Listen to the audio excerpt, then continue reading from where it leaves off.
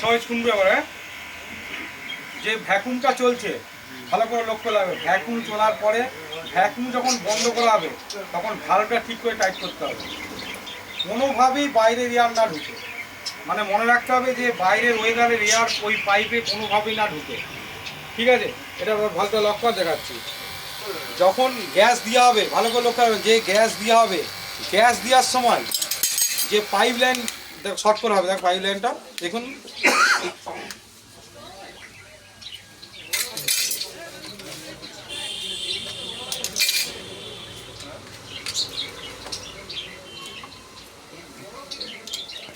Of করা আছে দেখুন। এই যে ভালভ লক করা আছে, এখান থেকে গ্যাস খোলা হচ্ছে, এই পাইপের মধ্যে এয়ার আছে, বাইরের এয়ার, আগে ওইখানটা এই এয়ারটাকে ভালো করে পাঞ্চ করতে হবে, ঠিক আছে? পুরো লিকুইড এখান থেকে দরকার, লিকুইড বার করো, বেরোচ্ছে, লক করা হচ্ছে। এরপর কোনো বাইরের এয়ার না ঢুকে কিন্তু, আর কোনোভাবেই ডিপ ফ্রিজারে কোনো মিটার লাগানো যাবে না, যে গ্যাস কতটা দেওয়া হয়েছে কিছু, এখানে মিটার দিয়ে কোনো চেক আপ করা যাবে না। মিটার দিয়ে চেক আপ করতে হলে তার মিটার আলাদা আছে, কিন্তু এখানে পুরো পাইপ লাইন দেখে কতটা গ্যাস বুঝতে হবে, এটা অভিজ্ঞতায় হয়ে যাবে। গ্যাস, এই যে গ্যাস দেওয়া হচ্ছে, গ্যাস দেওয়ার পর লিকটা টেস্ট করা হবে, কোথাও যদি লিক ফিজ থাকে লিকটা দেখবে। আরেকটু গ্যাস দাও।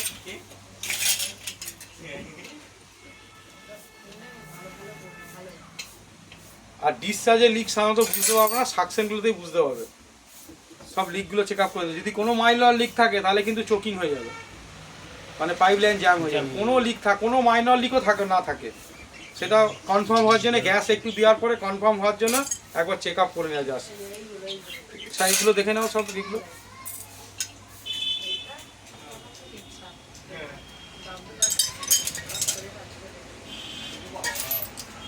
লিক করছে,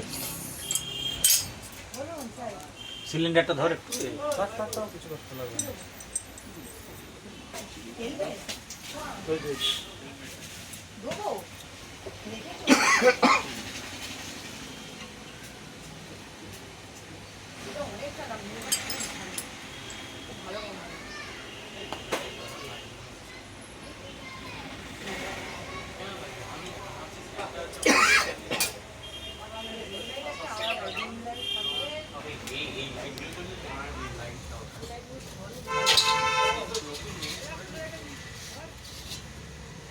আগে তো দেখছেন, তখন আর দেখার দরকার আছে না? এইগুলো তো দেখতে হবে, গ্যাস দেওয়ার পরে যে ঝালাইগুলো কনফার্ম গুলো হয়েছে দেখতে হয়, এটা তো দেখা হয়নি। দেখা হয়নি।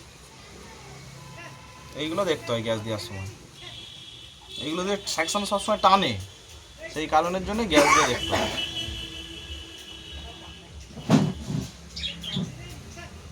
ঠিক আছে, ওকে। শুধু লক্ষ্য রাখবেন গ্যাসটা যখন দেবেন কোনোভাবেই বাইরের এয়ার না ঢুকে, এটা মেন। মানে যতবারই আপনি যদি পাইপ লাইন খুলেন তাহলে আপনাকে পাঞ্চ করতে হবে, যখন নতুন গ্যাস দেবেন তখন পাঞ্চ করে গ্যাসটা ঢুকাতে হবে, ওকে? গ্যাসটা আর একটু দিয়ে দেন, স্টার্ট করি তারপর শুরু।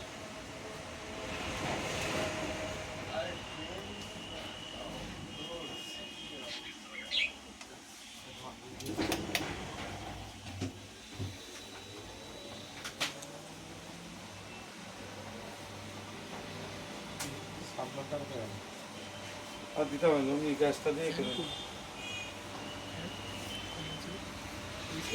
6 ইঞ্চি দিকে ওদের দিয়ে দেখানো, ওর দিকে এবার শুরু দিতে করে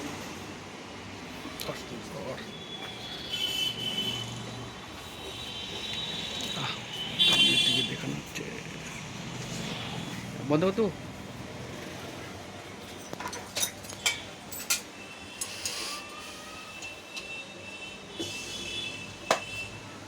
আর এই গ্যাসটা একেবারে দেওয়া যাবে না, আগে চলবে, হিট আসবে, কতটা হিট আসছে দেখে দেখে দিতে হবে। একেবারে গ্যাস দিতে হলে তাহলে আপনাকে ওজন করে গ্যাস দিতে হবে, সে ওজন পাল্লা আবার চাই। মোটামুটি এটা দিতে দিতে অভিজ্ঞতা হয়ে যায়। গ্যাস যদি বেশি দিয়ে দেন তাহলেও প্রবলেম, টেম্পারেচার প্রবলেম হবে। আবার গ্যাস কম দিলেও প্রবলেম। যদি গ্যাস বেশি দিয়ে ফেলেন টেম্পারেচার কমে যাবে, আপনার টেম্পারেচার নামবে না সেম। আবার গ্যাস যদি কমও দেন তখন আবার টেম্পারেচার নামবে না।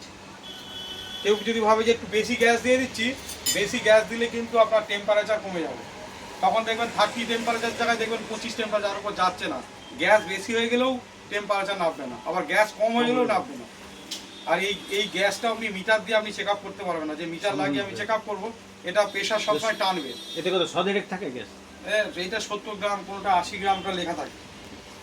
এবার গ্যাসটা সবসময় আপনাকে চালিয়ে আস্তে আস্তে দিতে হবে, আপনি একেবারে গ্যাস দিলে হবে না, ওয়েট করতে হবে। আপনাকে একটা ডিপ ফ্রিজার গ্যাস চার্জ করতে মিনিমাম 5 থেকে 7 ঘন্টা টাইম লাগে একটা গ্যাস চার্জ করতে, তাও কমপ্লিটলি আপনার হবে না।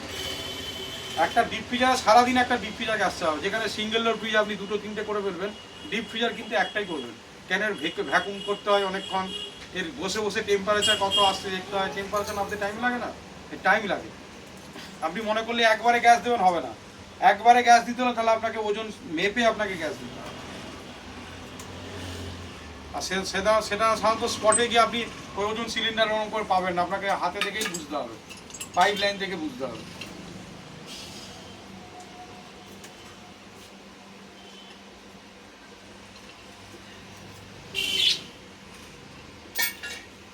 দেখবেন 8 ঘন্টার মধ্যে এটা টেম্পারেচার নামবে। টেম্পারেচার মিটার লাগে, টেম্পারেচার কোথায়?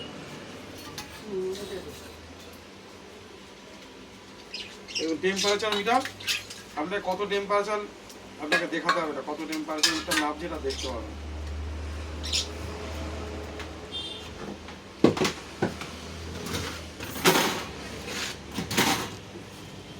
আচ্ছা, এইটা লাগিয়ে দিচ্ছি এবারে।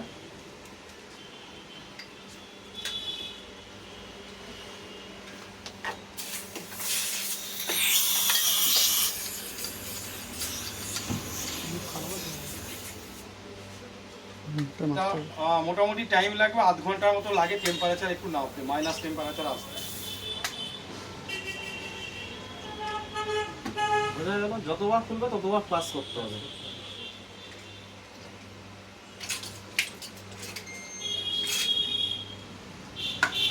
টেম্পারেচার মিটার লাগিয়ে রাখতে হবে।